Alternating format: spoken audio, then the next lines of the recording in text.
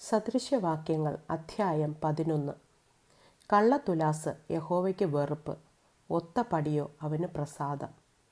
അഹങ്കാരം വരുമ്പോൾ ലജ്ജയും വരുന്നു. താഴ്മയുള്ളവരുടെ പക്കലോ ജ്ഞാനമുണ്ട്. നേരുള്ളവരുടെ നിഷ്കളങ്കത്വം അവരെ വഴി നടത്തും. ദ്രോഹികളുടെ വികടമോ അവരെ നശിപ്പിക്കും.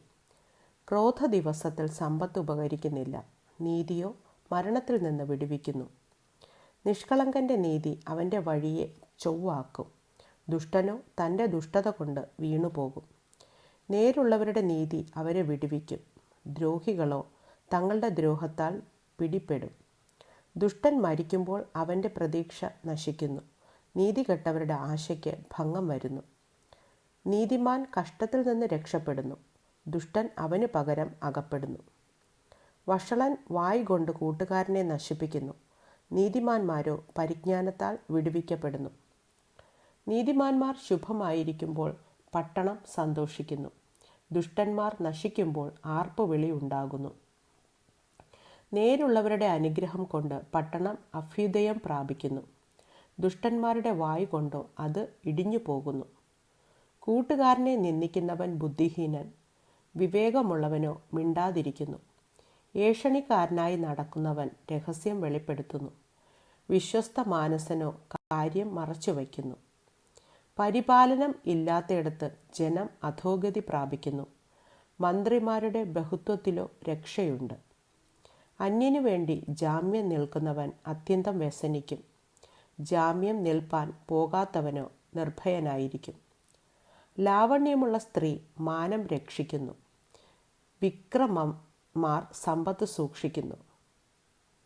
ദയാലുവായവൻ സ്വന്തം പ്രാണന് നന്മ ചെയ്യുന്നു. ക്രൂരനോ സ്വന്തം ജഡത്തെ ഉപദ്രവിക്കുന്നു. ദുഷ്ടൻ വൃഥാ ലാഭമുണ്ടാക്കുന്നു. നീതി വിതയ്ക്കുന്നവനോ വാസ്തവമായി പ്രതിഫലം കിട്ടും. നീതിയിൽ സ്ഥിരപ്പെട്ടിരിക്കുന്നവൻ ജീവനെ പ്രാപിക്കുന്നു. ദോഷത്തെ പിന്തുടരുന്നവനോ തൻ്റെ മരണത്തിനായി പ്രവർത്തിക്കുന്നു. വക്രബുദ്ധികൾ യഹോവയ്ക്ക് വെറുപ്പ്, നിഷ്കളങ്ക മാർഗികളോ അവന് പ്രസാദം. ദുഷ്ടന് ശിക്ഷ വരാതിരിക്കയില്ല എന്നതിന് ഞാൻ കൈയടിക്കാം. നീതിമാന്മാരുടെ സന്തതിയോ രക്ഷിക്കപ്പെടും. വിവേകമില്ലാത്ത ഒരു സുന്ദരി പന്നിയുടെ മൂക്കിൽ പൊൻമൂക്കുത്തി പോലെ. നീതിമാന്മാരുടെ ആഗ്രഹം നന്മ തന്നെ, ദുഷ്ടന്മാരുടെ പ്രതീക്ഷയോ ക്രോധമത്രേ.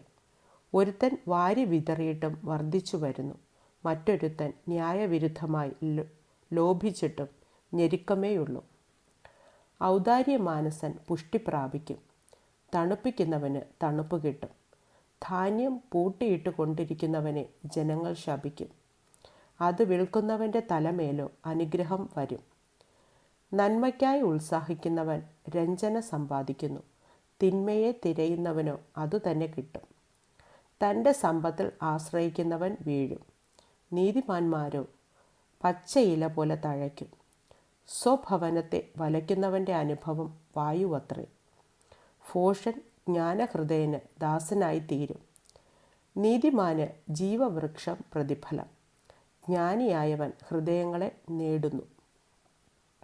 നീതിമാന് ഭൂമിയിൽ പ്രതിഫലം കിട്ടുന്നു എങ്കിൽ ദുഷ്ടനും പാപിക്കും എത്ര അധികം.